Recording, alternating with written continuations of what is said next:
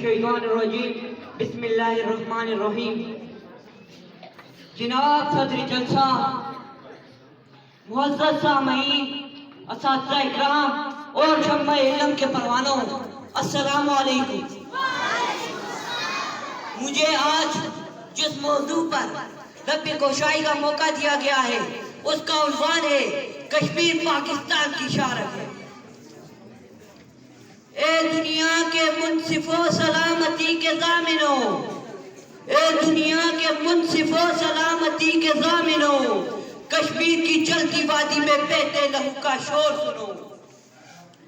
ہاتھوں میں پتھر لیے شہزادیاں کشمیر کی، ہاتھوں میں پتھر لیے شہزادیاں کشمیر کی، خود ڈھونڈنے نکلی ہیں آزادیاں کشمیر کی۔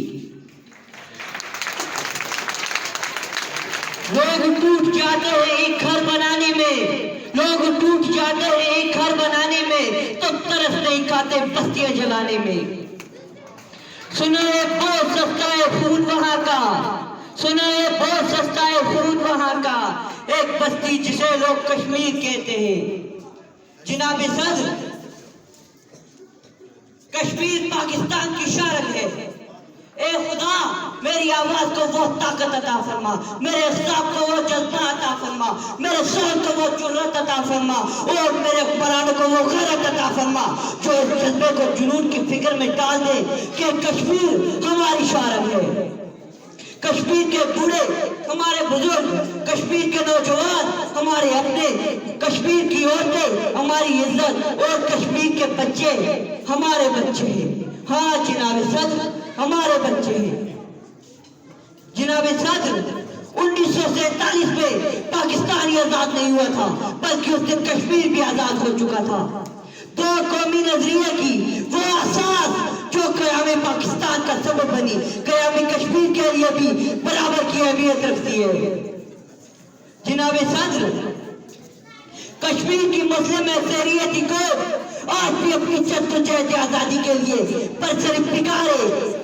73 سال گزرنے کے باوجود آج بھی وہ لہو لہو ہے۔ پکارتی ہے اس دنیا کے غم، اس دنیا کے غم جانے کب ہوگے کم۔ جناب صدر، روزانہ کئی کشمیری نوجوانوں کو شہید کر دیا جاتا ہے، کئی عورتوں کی آبروریزی کی جاتی ہے اور کئی بچوں کو اغوا کر لیا جاتا ہے۔ جناب صدر، قصور یہ ہے کہ وہ آزادی مانگتے ہیں، اس دنیا میں آنے کا مقصد مانگتے ہیں، اپنے وجود کو آزاد دیکھنا چاہتے ہیں۔ آج ہمیں یہ سوچنے کی ضرورت ہے کہ ایک بات کی سوچ کیا تھی۔